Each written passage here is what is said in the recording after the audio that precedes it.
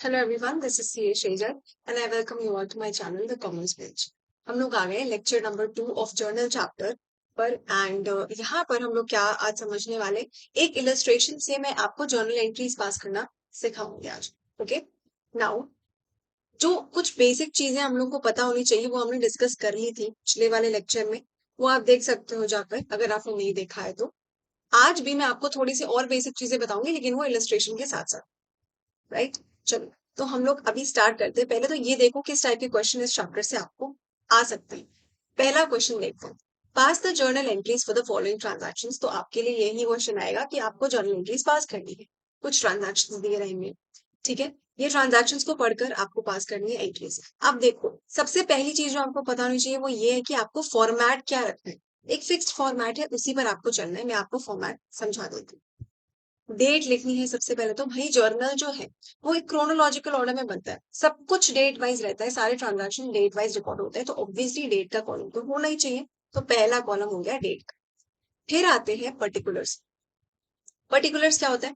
जैसे हर एक ट्रांजैक्शन के दो एफेक्ट्स होते हैं as per dual aspect concept, you know this, कि डेबिट एंड क्रेडिट दो एस्पेक्ट होते हैं हर एक ट्रांजैक्शन के।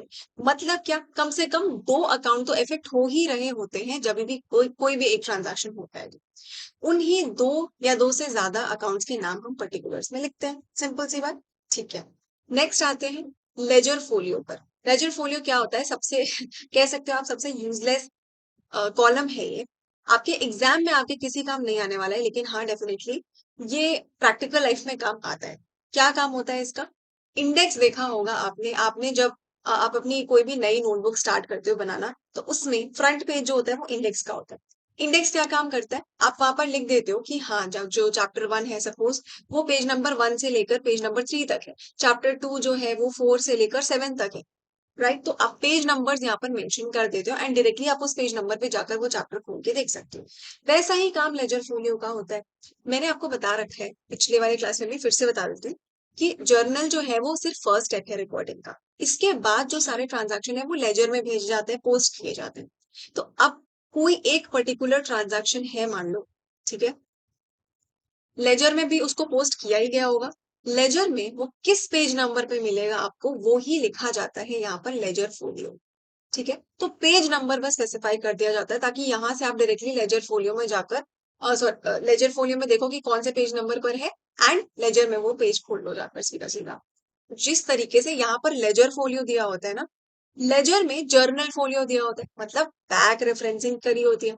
क्या कि लेजर फोलियो में आपको देखकर पता चल जाएगा कोई पर्टिकुलर जो ट्रांजैक्शन पोस्टेड है वो किस पेज पर आपको जर्नल में मिलेगा। क्लियर? तो दोनों तरह से ही आपको सुविधा दी गई है। चलो लेजर फोलियो भी डिस्कस हो गया। फिर तो सिंपल डेबिट एंड क्रेडिट के कॉलम्स आते हैं। जो भी दो अकाउंट्स यहाँ पर आप लिखोगे ना, दो अकाउंट्स के नाम, जो अकाउंट डेबिट हो रहा होगा उसके सामने डेबिट वाले कॉलम में आप अमाउंट लिख दोगे, कितने अमाउंट से वो डेबिट हो रहा है। एंड जो क्रेडिट हो रहा होगा क्रेडिट वाले कॉलम में उसके नीचे आप अमाउंट लिख दोगे कि कितने से ये अकाउंट क्रेडिट हो रहा है। समझ आई बात? बस अब हम क्वेश्चन करते हैं तो हमें बेहतर समझ में आ जाएगा। चलो स्टार्ट करते हैं। पहला वाला ट्रांजैक्शन पढ़िए। April 1 को हुआ है। Gurman started business with cash 1 lakh. ना गुरमन जो है वो प्रोप्राइटर है, तो जब भी आप जर्नल लिखना स्टार्ट करोगे ना तो आप लिख देना किसके जर्नल की बात हो रही है, जर्नल ऑफ गुरमन, इस तरीके से लिख दोगे तो सही रहेगा। चलो, April 1 को हो रही है सबसे पहली ट्रांजैक्शन, तो हमने डेट के नीचे लिख दिया April 1। अब Gurman started business with cash, आपको सोचना क्या है यहाँ पे? सोचना ये है कि वो कौन से दो या दो से ज्यादा अकाउंट्स हैं जो इफेक्ट हो रहे हैं इस ट्रांजैक्शन से। ये आपको ना rules of debit and credit याद रखना है इस वाले चैप्टर को करने के लिए। वो चैप्टर याद होना चाहिए, आपको समझ में आया होना चाहिए कायदे से, तभी आप इस वाले चैप्टर को कर पाओगे। समझ आई बात? चलो, अब भाई देखो, rules of debit and credit में आप सोच रहे हो कि दो अप्रोचेस होता है, ट्रेडिशनल एंड मॉडर्न। आप कोई सा भी यूज कर सकते हो, जो भी आपको इजी लगता है। जर्नल एंट्रीज पास करने के लिए आप कोई भी यूज कर सकते हो। हम क्या करते हैं ना, पहले ट्रेडिशनल मेथड से करते हुए चलते हैं एंड लास्ट में जब पूरा क्वेश्चन हो जाएगा तो एक बार आपको पूरा मॉडर्न अप्रोच से भी मैं समझा दूंगी, कोई दिक्कत की बात नहीं है। चलो अभी ट्रेडिशनल अप्रोच से चलते हैं। Now Gurman started business with cash. Cash क्या है? एक रियल अकाउंट है, असेट है तो रियल अकाउंट है। Debit what comes in, cash आया है बिजनेस में, इसीलिए कौन सा अकाउंट डेबिट होगा एंड कौन सा क्रेडिट होगा? भाई कैश डेबिट होगा, ये बात समझ में आ चुकी है। तो कैश अकाउंट ऐसे लिखते हैं, देखो कैश अकाउंट हो गया डेबिट। ठीक है, ये समझ में आई बात। दूसरी चीज क्या हुई, कैपिटल भी तो बढ़ा है ना। कैपिटल क्या होता है, कैपिटल जो है वो एक रिप्रेजेंटेटिव पर्सनल अकाउंट है। ये ओनर को रिप्रेजेंट करता है। ओनर का जो क्लेम है बिजनेस पे वो बढ़ा है, यानी कैपिटल बढ़ा है, तो कैपिटल क्या हो जाएगा, क्रेडिट हो जाएगा। Credit the receiver, credit the receiver के रूल से हम कैपिटल को जो है वो क्रेडिट कर देते हैं। अब कैसे लिखते हैं इसको, जो भी अकाउंट क्रेडिट हो रहा हो उसके पहले यहाँ पर हम क्या करते हैं, टू लगा देते हैं, टू कैपिटल अकाउंट। बस इतनी बात ध्यान रखनी है आपको, यहाँ पे क्रेडिट लिखने की जरूरत नहीं है। यहाँ पर टू से सिग्निफाई किया जाता है कि हाँ भाई ये अकाउंट क्रेडिट हुआ है। लेजर फोलियो में आपको बस अकाउंट, सॉरी, आपको बस कॉलम बना के आ जाना है एग्जाम में, इसमें लिखने की कुछ भी जरूरत नहीं है। अच्छा, 1 लाख रुपए का पैसा आया है बिजनेस में, तो डेबिट कौन सा हुआ है, अकाउंट कैश अकाउंट, तो मैं डेबिट के नीचे कैश अकाउंट के सामने 1 लाख रख। दूसरा, कैपिटल अकाउंट क्रेडिट हुआ है तो क्रेडिट वाले कॉलम में 1 लाख ऐसे लिख दूंगी। समझ आई बात। अब आई होप आपको ये बात अच्छे से समझ में आई होगी। अब एक फाइनल चीज क्या करते हैं हम, एक एंट्री को पास करते वक्त, जब आप एंट्री पास कर लो तो नीचे उसके एक नरेशन लिखा जाता है। नरेशन क्या होता है, देखो इस टाइप का, बीइंग कॉमा, हर एक नरेशन के पहले आपको ये शब्द लगाना है बीइंग, और कॉमा लगा के फिर आगे लिखना है। जैसे इस एंट्री में क्या हो रहा है, छोटी सी समरी लिख देंगे इस ट्रांजैक्शन की। इस ट्रांजैक्शन में क्या हो रहा है, कैपिटल इंट्रोड्यूस हो रहा है, राइट। तो कैपिटल इंट्रोड्यूस्ड, इसका कोई फिक्स्ड टर्म्स नहीं है कि अगर कैपिटल इंट्रोड्यूस हो रहा है तो आपको कैपिटल इंट्रोड्यूस्ड ही लिखना है, आप कुछ भी लिख सकते हो अपने हिसाब से। इसका मुद्दा क्या है ना बेटा, इसका एजेंडा क्या, सॉरी, इसका पर्पस क्या होता है। पर्पस ये है कि अगर कोई नॉन अकाउंटिंग बैकग्राउंड वाला बंदा आपकी जर्नल पढ़ रहा हो तो भी उसको समझ में आ जाए कि यहाँ पर क्या हो रहा है। उसको ऑब्वियस सी बात है ये चीज देखकर समझ में नहीं आएगा कि यहाँ पर क्या हो रहा है, तो इसीलिए नरेशन लिखा जाता है कि हाँ उसे समझ में आ जाए, अच्छा अच्छा कैपिटल इंट्रोड्यूस हो रहा है। ठीक है, तो सिंपल सी भाषा में यहाँ पे लिखकर आ जाना समरी ऑफ ट्रांजैक्शन, और बीइंग कॉमा लगाना मत भूलना। ठीक, तो ये पास हो गया मेरा एक ट्रांजैक्शन। समझ में आई होगी बात। चलो, अब हम लोग एक नए वाले मतलब दूसरे ट्रांजैक्शन पर आ जाता है। देखो सेकंड ट्रांजैक्शन क्या है, April 2 को क्या हो रहा है, परचेज किया है हमने ऑफिस फर्नीचर इन कैश 5,000 रुपए का। ठीक है, आई थिंक आपको ये नजर नहीं आ रहा होगा, तो मैं 1 मिनट, अब आई थिंक आपको दिख रहा होगा। डेबिट के कॉलम में 1 लाख लिखा था, क्रेडिट के कॉलम में 1 लाख लिखा था। क्लियर। चलो, April 2 को क्या हुआ है, हमने फर्नीचर परचेज करके हम लेकर आए हैं, ऑफिस फर्नीचर। अब ध्यान से सोचो यहाँ पे कौन से अकाउंट से इफेक्ट हो रहे हैं। सबसे पहले तो मेरा कैश जो है वो जा रहा है ना, कैश बिजनेस में से बाहर जा रहा है। और दूसरी चीज क्या हो रही है, ऑफिस फर्नीचर आ रहा है। ऑफिस फर्नीचर मेरे लिए क्या होता है, गलती से भी परचेजेस अकाउंट को यहाँ पर इफेक्ट करने की कोई जरूरत नहीं है। यहाँ पर ऑफिस फर्नीचर या फिर सिर्फ फर्नीचर अकाउंट इफेक्ट होगा। फर्नीचर अकाउंट मेरे लिए क्या है, फिक्स्ड असेट है। ठीक है, परचेजेस अकाउंट कई बार बच्चे गलती से यहाँ पे परचेज अकाउंट को इफेक्ट कर देते हैं, जो कि गलत है। बाय, बिकॉज फर्नीचर जो है ना वो मेरा फिक्स्ड असेट है, वो मेरा गुड्स नहीं है। और परचेज अकाउंट सिर्फ गुड्स के नाम पर इफेक्ट होता है। क्लियर। चलो, तो ये तो समझ आया, फर्नीचर एंड कैश इफेक्ट हो रहा है। कैसे कैसे, ये देख। सबसे पहले मुझे पता है भाई मेरे पास से कैश जा रहा है, cash is a real account, credit what goes out का रूल लगा दो और टू कैश लिख दो यहाँ पे शांति से। Furniture is also a real account, being an asset, तो वो आ रहा है बिजनेस में, डेबिट व्हाट कम्स इन के रूल से फर्नीचर अकाउंट को मैं कर दूंगी डेबिट। एक बात और ध्यान रखना, डेबिट वाला अकाउंट जो है वो हमेशा डेबिट वाले, जो भी अकाउंट्स डेबिट हो रहे हैं वो सब ऊपर रहेंगे, एंड क्रेडिट हो रहे हैं जो वो नीचे रहेंगे। ठीक है, तो सेकंड नंबर पे आप क्रेडिट वाला अकाउंट लिखोगे, फर्स्ट पे डेबिट लिखोगे। कितने से होना है ये अमाउंट, डेबिट हो रहा है 5,000 से, क्रेडिट भी हो रहा है 5,000 से। और एक प्यारा सा मुन्ना सा हम यहाँ पर नरेशन लिख देंगे, being furniture purchased for cash भी लिख सकते हो आप आगे, मैं यहीं तक लिख रही हूँ। क्लियर। चलो, सॉरी, आ जाते हैं हम लोग April 3 पर। क्या हो रहा है देखो, परचेज्ड गुड्स इन कैश 20,000। हमें यहाँ पे समझ में आ रहा है कि कैश में गुड्स परचेज किया मतलब कैश बाहर जा रहा है, और हम हमारा एक्सपेंस हो गया ना, गुड्स को परचेज करना एक एक्सपेंस माना जाता है। तो परचेजेस अकाउंट यहाँ पर हम इफेक्ट करेंगे, purchase account and cash account. April 3 को देखो, April 3, एक तो परचेजेस अकाउंट में क्या होता है, nominal account, debit all expenses के रूल से हम परचेजेस अकाउंट को डेबिट कर देते हैं। दूसरी बात क्या हो रही है, कैश बिजनेस से बाहर जा रहा है, रियल अकाउंट है, क्रेडिट व्हाट गोज आउट का रूल लग जाएगा यहाँ पे, टू कैश अकाउंट लिख देंगे, ठीक है। B goods purchased for cash, ठीक है। समझा दिया मैंने, कितने का हुआ है, 20,000 रुपीज का। 20,000 जो है नहीं दिख रहा होगा आई थिंक आपको, आते 20,000 डेबिट के नीचे लिख दूंगी, 20,000 क्रेडिट के नीचे लिख दूंगी, ठीक है, कैश के आगे।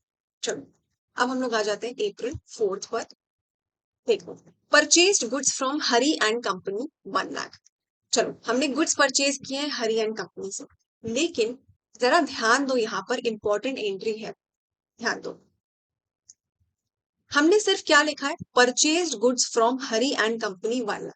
क्या कहीं पर भी ये स्पेसिफाइड है कि कैश में किया है या फिर उधार पर लिया है, क्रेडिट पर किया है? कहीं भी ये स्पेसिफाइड नहीं है। इस टाइप के सिचुएशन में आप क्या करोगे, आपको लगाने हैं कुछ रूल। वो रूल क्या है, अब यहाँ इंपॉर्टेंट पॉइंट्स पर आ जाओ।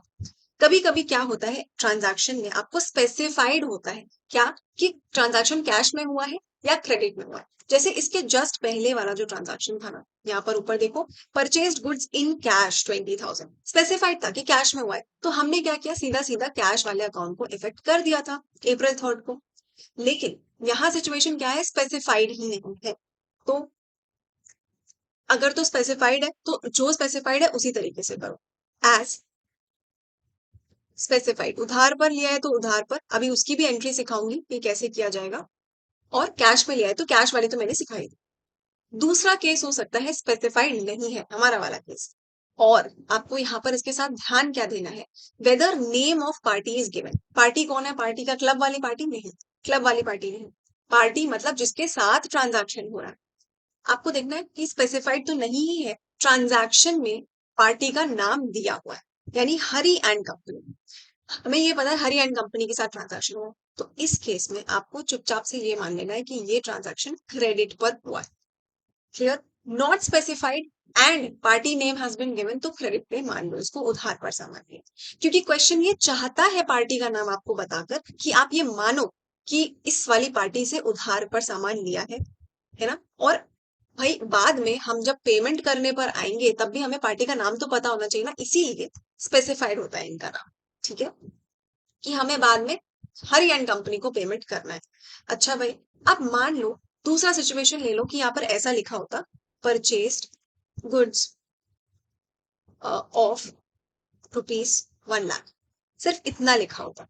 अभी भी यहाँ पर ये नहीं लिखा हुआ है कि कैश में हो रहा है या क्रेडिट पर हो रहा है ना, स्पेसिफाइड तो है नहीं, लेकिन पार्टी का नाम भी नहीं दिया हुआ, party name has not been given over here. तो यहाँ पर आप क्या मान लोगे कि ये ट्रांजैक्शन कैश में। अगर क्वेश्चन चाहता कि आप मानो कि क्रेडिट में है, तो आपको डेफिनेटली किसी ना किसी पार्टी का नाम बताता जिसे आप बाद में पेमेंट तो कर सकते। समझ आई बात? तो इस केस में, इस वाले केस में आप कैश में मान लोगे। यही मेरा थर्ड वाला रूल भी है। आइए देखते हैं एक बार, चलिए ऊपर चल के देखते हैं। सेकेंड वाला हमें समझ में आया, not specified plus name of party is given, तो क्रेडिट पे मानोगे। और फाइनल बात क्या है कि अगर sorry, it has not been specified and the name of the party is also not given, तो कैश में मान लेना, जो मैंने अभी आपको एक अलग से सिनेरियो समझाया। समझ आ गई बात? चलो अब ये एक फाइनल वाला पॉइंट बचा है, ये भी मैं अभी समझाऊंगी जब इसका पॉइंट आ जाएगा तब, ठीक है। तो April 4 को क्या हो रहा है, फिर से एक बार देख लेते हैं, इतनी बातों बातों में तो ट्रांजैक्शन ही भूल गया। हमने गुड्स परचेज किए थे हरी एंड कंपनी से, उधार पर परचेज किए थे 1 लाख रुपए। आ जाओ यहाँ पर, April 4, डेफिनेटली परचेज अकाउंट तो इफेक्ट हो ही रहा है, इसमें तो कोई डाउट नहीं है, चाहे कैश में परचेज किया हो चाहे क्रेडिट पे किया हो, परचेज अकाउंट तो इफेक्ट होगा ही होगा जब भी हमने गुड्स परचेज किए हैं तो, ठीक है। और दूसरा कौन सी चीज इफेक्ट होगी यहाँ पर, कैश अगर दिया होता तब तो कैश लिख देती, मगर कैश तो दिया ही नहीं है, उधार पर सामान खरीदा हुआ है, तो सीधा पार्टी का नाम लिख दो, हरी एंड कंपनी, ठीक है। ये मेरे ट्रेड पेबल्स हो गए। आपको ध्यान होगा आपने बेसिक अकाउंटिंग टर्म्स में पढ़ा था कि ट्रेड पेबल्स कौन होता है, वो लोग जिनसे मैं सामान उधार पर लेकर आई, ठीक है। और सामान का मतलब क्या? गुड्स। अगर मैं कोई फर्नीचर या कोई और ऐसा फिक्स्ड एसेट ले आई हूँ, तो उसको मेरा ट्रेड पेबल नहीं माना जाएगा। ट्रेड पेबल में कौन लोग आएंगे? जिनसे गुड्स जो है वो उधार पर लिया है, वो ही ट्रेड पेबल्स कहलाएंगे। क्लियर? अच्छा। Being goods purchased, being goods purchase भी कोई दिक्कत नहीं थी। और इसका अमाउंट क्या था हमारे पास? था तो लेते हैं डेबिट 1 लाख एंड क्रेडिट के नीचे 1 लाख। और यहाँ पर अ, हरी एंड कंपनी को क्रेडिट क्यों किया गया है ये भी बता देती हूँ ट्रेडिशनल अप्रोच के हिसाब से। देखो बेटा, हरी एंड कंपनी जो है ना वो एक पर्सनल अकाउंट है, वो एक पार्टी को रिप्रेजेंट कर रहा है, पर्सनल अकाउंट है। और यहाँ पर क्या हो रहा है? क्रेडिट द गिवर का रूल लगा है, ठीक है, क्योंकि Hari is the giver of the सामान एंड द उधार बोथ। ठीक है, चलो। तो समझ में आई होगी बात। क्रेडिट द गिवर का रूल लगा के मैंने हरी एंड कंपनी को क्रेडिट कर दिया है। और परचेज अकाउंट डेबिट हुआ, ये तो समझ में आया होगा। नॉमिनल एक्सपेंस है, नॉमिनल अकाउंट है, तो debit all expenses.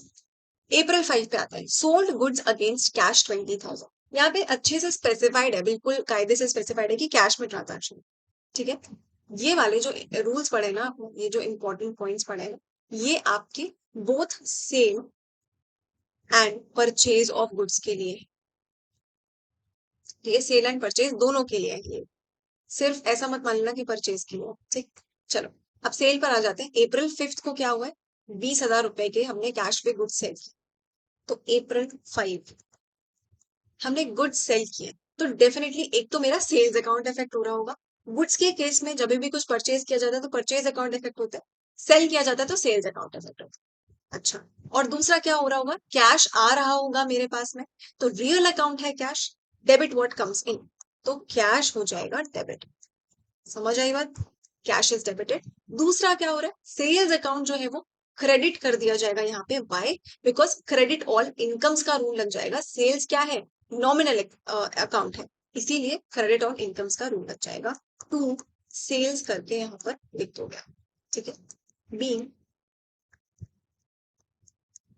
Goods sold for cash. ठीक है, और मैंने अगेन ध्यान नहीं दिया 20,000 के गुड्स थे, तो क्लियर। चलो, नेक्स्ट आ जाते हैं हम लोग April 6 में क्या हो रहा है। देखो, sold goods to Ramesh and company 75,000।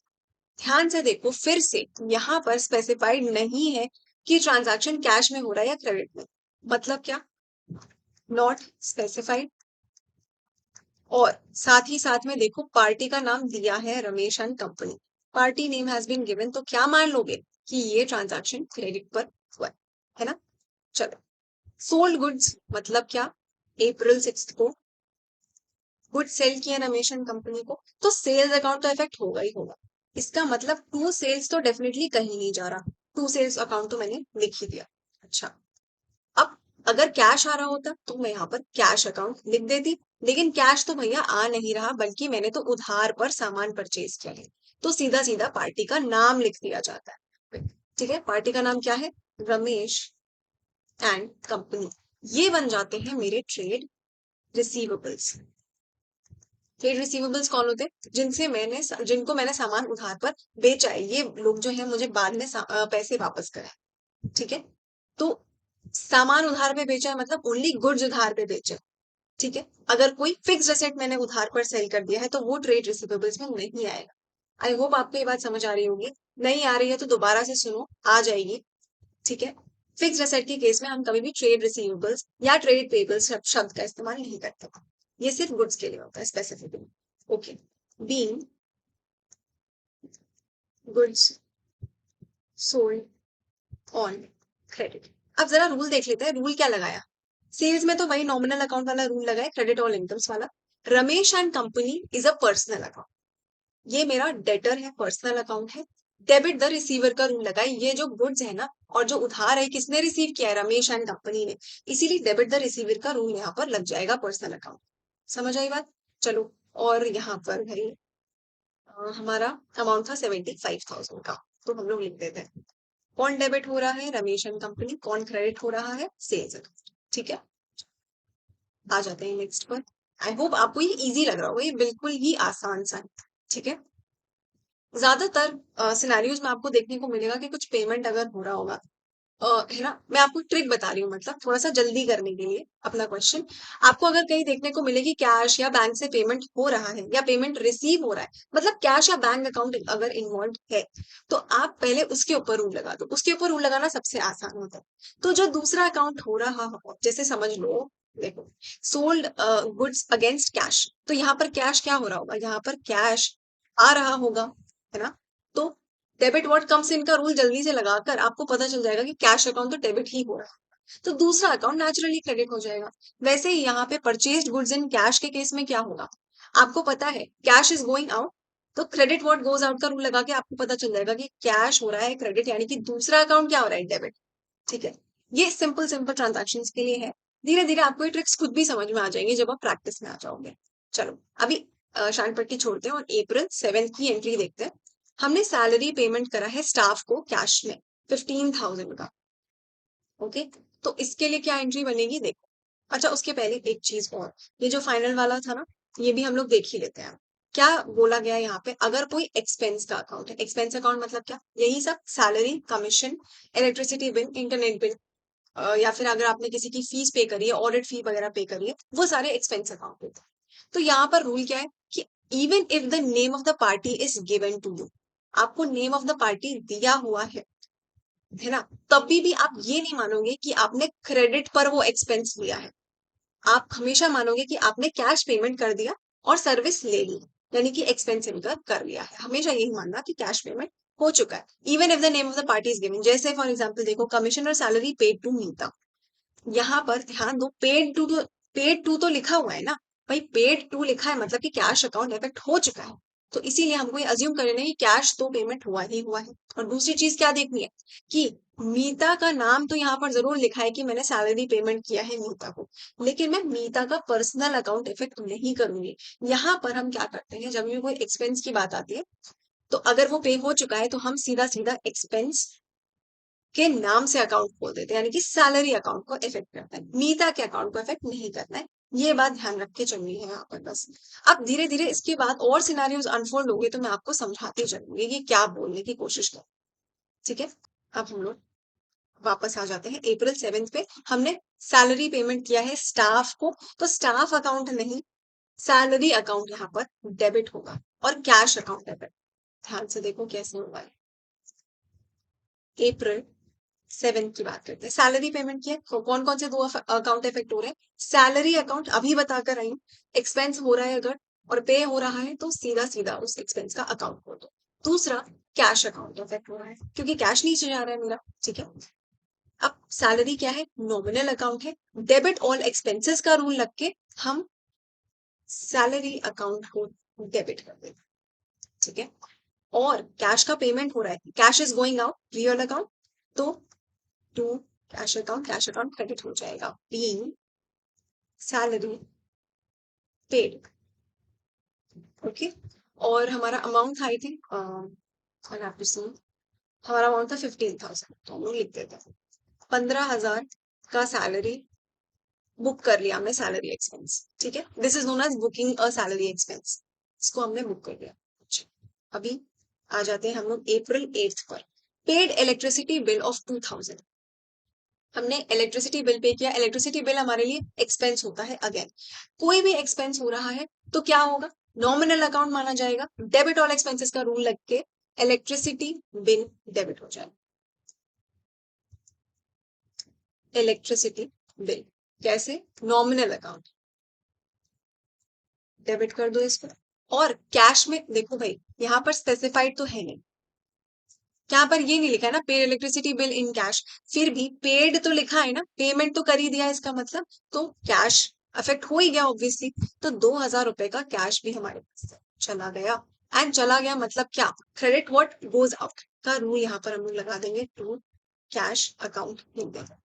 Okay, 2,000 रुपए का यहाँ पर हमें बिल भरना पड़ा, बी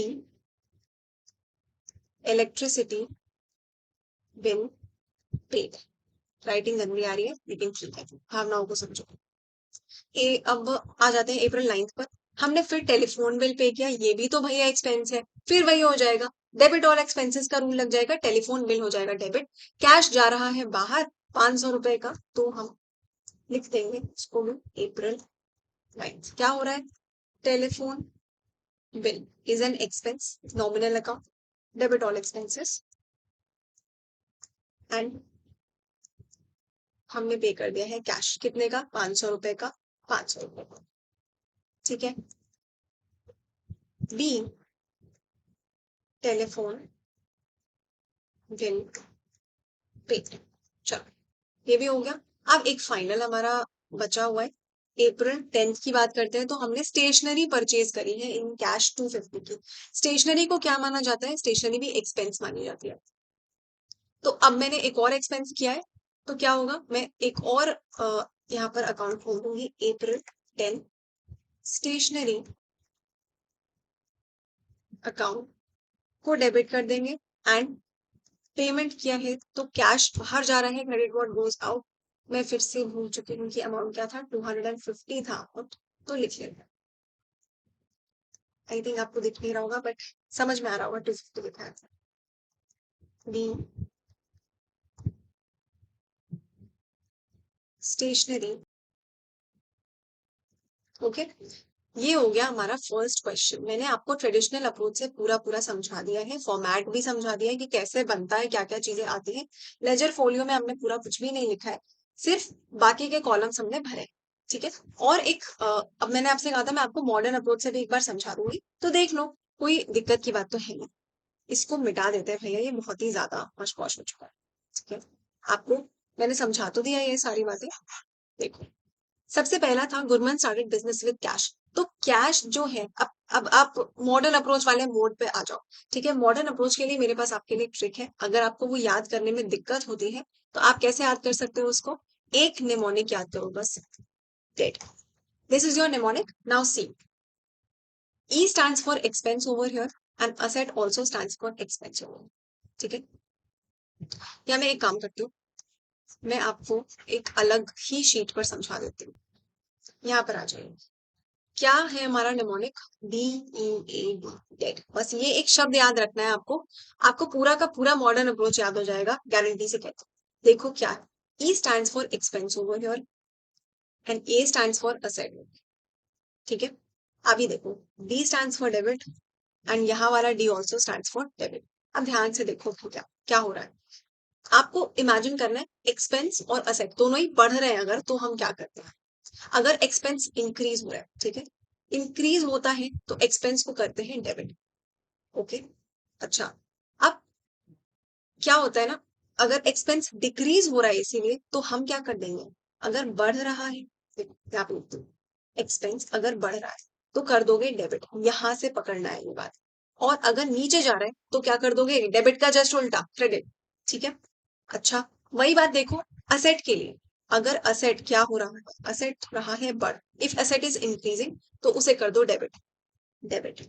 अगर एसेट नीचे जा रहा है, कम हो रहा है, तो उसको कर दो क्रेडिट, उल्टा, जस्ट उल्टा। ठीक है, मतलब ऊपर और नीचे को आप उल्टा उल्टा समझते रहना है ऐसे। डेबिट एंड क्रेडिट आर उल्टा of each other, and increase and decrease are obviously उल्टा ऑफ ईच अदर। यहां तक बात समझ में आई होगी। एक्सपेंस इंक्रीज तो डेबिट, एक्सपेंस डिक्रीज तो क्रेडिट, असेट इंक्रीज तो डेबिट, असेट डिक्रीज तो क्रेडिट। ये तो निमोनिक से ही क्लियर हो रहा है।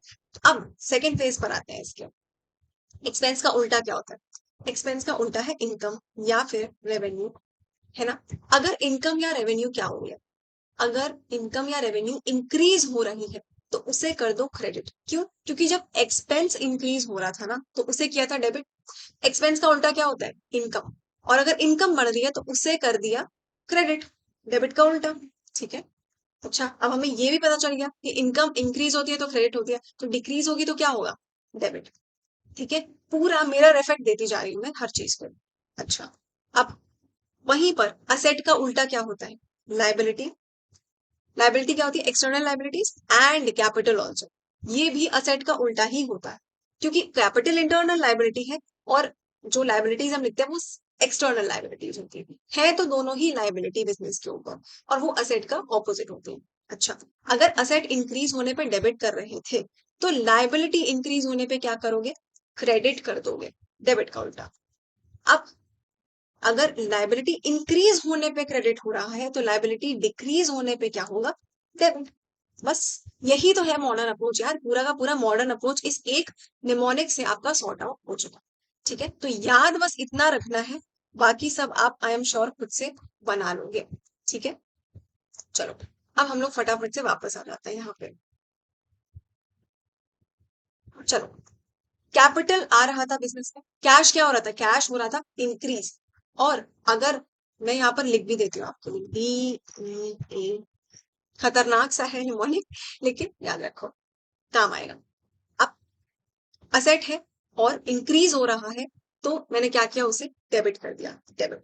ठीक, और कैपिटल क्या हो रहा था मेरा, यहाँ पर कैपिटल भी तो इंक्रीज हो रहा था, तो लाइबिलिटी इंक्रीज होने पर क्रेडिट कर दिया मैंने। समझ आई बात? ठीक है, फिर जब मैंने फर्नीचर परचेज किया, है ना, मैंने 2 अप्रैल को क्या किया था, फर्नीचर परचेज किया था, कैश में परचेज किया था।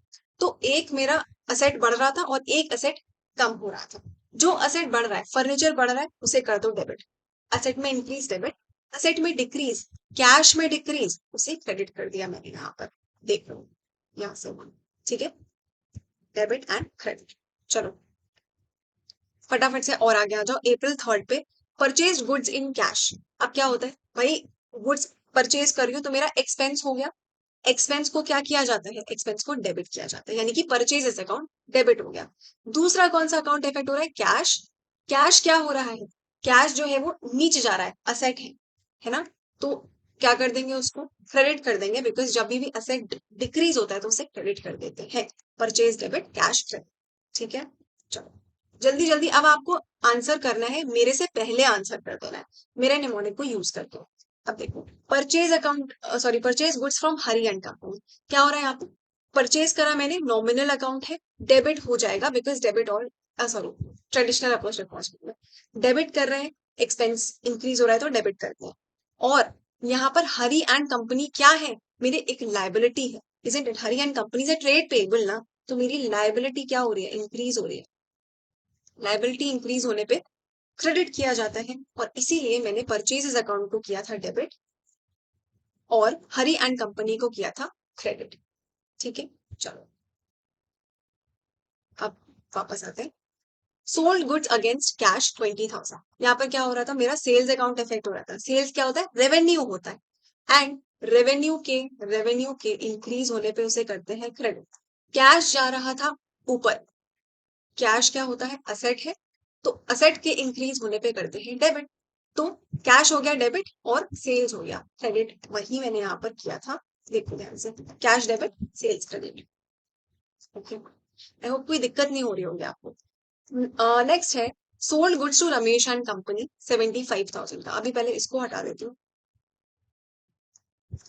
यहाँ पर सेल्स अकाउंट इफेक्ट हो ही रहा होगा। सेल्स क्या है, रेवेन्यू है, रेवेन्यू जो है वो इंक्रीज हो रही है, तो क्या होगा, क्रेडिट होगा। क्यों, क्योंकि एक्सपेंस के इंक्रीज होने पे डेबिट होता है, तो रेवेन्यू के इंक्रीज होने पे क्रेडिट होता है। मन में सोचते हुए चलो। दूसरा, Ramesh and company, Ramesh and company क्या है मेरे, ट्रेड रिसीवेबल्स है, वो इंक्रीज हो रहा है। ट्रेड रिसीवेबल्स क्या होते हैं, असेट होता है, अगर असेट इंक्रीज हो रहा है तो कर दो debit. Hence Ramesh and company debit और सेल्स हो रहा है क्रेडिट, चाहे आप यहाँ से चेक करते जाओ। ठीक है, Ramesh and company debit, sales credit. Okay, paid salary to staff, तो एक तो मेरा सैलरी अकाउंट यहाँ पर इफेक्ट हो रहा है। सैलरी क्या होती है, एक्सपेंस होता है, एक्सपेंस के इंक्रीज होने पे किया जाता है डेबिट। देखते हैं यहाँ पे, कैश दूसरा इफेक्ट हो रहा है, कैश क्या होता है, कम हो रहा है, और असेट जब कम होता है तो उसे किया जाता है क्रेडिट, असेट का यहाँ पे क्रेडिट कर दोगे जब वो नीचे जा रहा है। तो सैलरी डेबिट, कैश क्रेडिट। आपने भी ये क्वेश्चन मेरे साथ साथ में किया होगा, अपने आंसर से चेक करते हो।